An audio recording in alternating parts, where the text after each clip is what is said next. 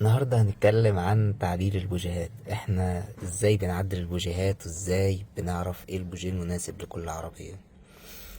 اول حاجة، اولا في بوجيهات احيانا بيبقى اصحابها عايزين يركبوا حاجة احسن من الكود بتاع العربية، ولكن مش الكود بتاعه مش متوفر في مصر، فبالتالي احنا نقدر نعدل ونجيب له بوجيه تاني بكود تاني ولكن يناسب عربيته بعد ما بنعدل فيه بعض الحاجات. ده مثال مثلا، دي بوجيهات بوش. اوكي، هنا دي بوش بلاتينيوم ودي بوش ستاندرد نيكل عادية. ده بتاع فيولانوس واحد شمعة، وده بتاع شوفرلي كروز وبتاع اوبل استرا 1.6. تمام. ده بوجيه 16، الصامولة بتاعته مقاس الربط 16، وهنا مقاس الربط 21.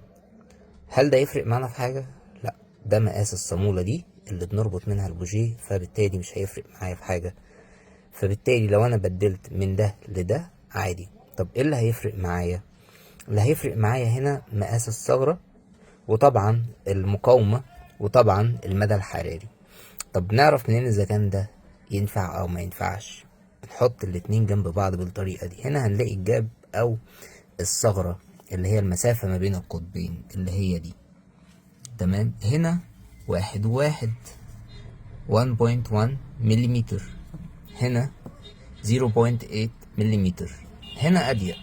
فبالتالي أنا أقدر أركب ده بس بعد ما أصغر الثغرة أو الجاب بتاعته من 1.1 ل 0.8. تمام. نيجي هنا هنلاقي الجاب أهو 1.1 0.8. هنا الهيكس سايز ده مقاس الصامولة اللي هنربط منها، فبالتالي هنا 16، هنا 21. فمش هيفرق معايا، أنا عادي يعني هقدر إن أنا أربطه بمفتاح مختلف. هنا الجاسكت او السيل بتاع السبارك بلاج لما يركب، هنا الاتنين فيهم جاسكت. هنا ده التيرمينال تايب، هنا الجزء اللي فوق، هنا ده ما بنقدرش نفكه، اما هنا فدي صامولة قابلة للفك. برضو ده مش هيفرق معايا في حاجة. تمام. ليه؟ لان ده مش معناه ان ده فيه مقاومة وده مفهوش، لان هنا لو شفنا هنا في ريزيستور يس، هنا في ريزيستور يس. عندنا كمان من ضمن الحاجات ان هو الطول بتاعه، الطول ده الجزء اللي تحت اللي بيخش جوه الموتور، هنا عندي 19 ملي، هنا 19 ملي، فبالتالي الاتنين نفس الطول، فلما يركب مش هيخبط عندي البستون بتاع الموتور.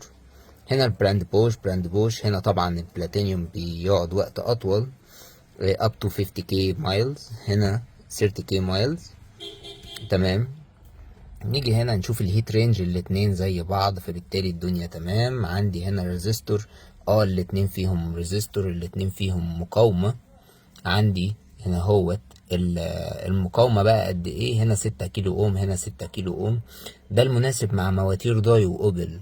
لو عندنا عربية زي فولكس فاجن هنلاقي المقاومة ممكن 3 كيلو اوم. هنا التورك سبيكس او ال التورك بتاع الربط، طبعا هنا كاتب كاست ايرون ده في الموتور الظهر، وهنا في الالومنيوم.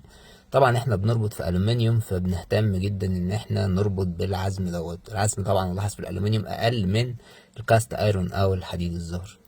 هنا الماتيريال بلاتينيوم، ودي الماتيريال اللي مصنوع منها القطب الموجب اللي جوه ده. ده بيكون مقاوم اكتر للتآكل والاكسدة، بيستحمل جدا الحرارة على عكس القطب العادي النيكل. هنا هنلاقي الماتيريال بلاتينيوم، هنا الماتيريال نيكل. هنا الكور الداخلي هنا فاين واير، هنا هو ستاندرد عادي مفهوش اي حاجة.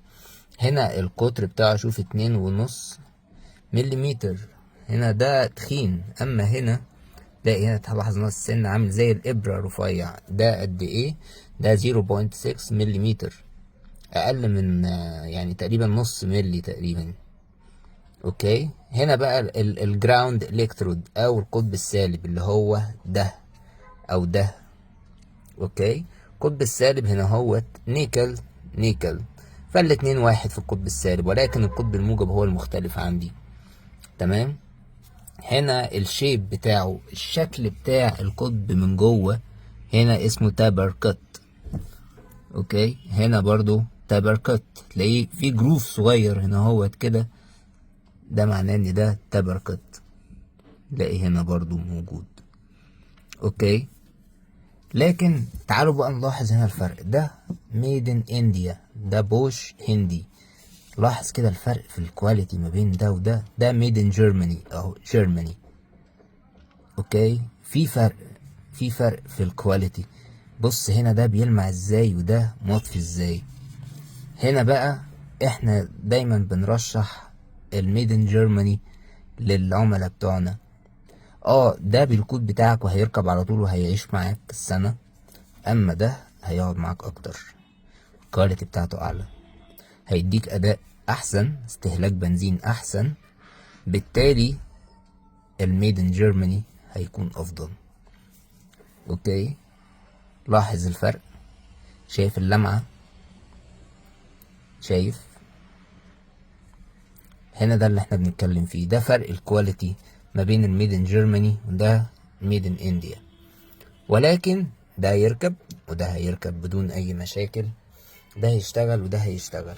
وهنا ده شكل البوجيه بوش بلاتينيوم، طبعا هنا ميد ان جيرماني.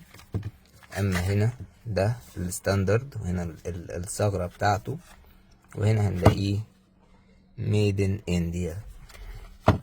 اوكي، ده موجود ده موجود. حبينا نوضح ليكم الفرق علشان نعرف ازاي نختار البوجيه المناسب. واحنا بنعدل على اساس ايه؟ انا بعدل بناء على مواصفة، بقارن كل حاجة باللي زيها. اللي نقدر نغيره بنغيره، زي الجاب مثلا، نقدر نغير الجاب، لكن ما نقدرش نغير حاجة زي الهيت رينج او زي الريزستور. هي دي الفرق او دي الفكرة. ما اقدرش اغير الريتش، ما اقدرش اغير الطول ده.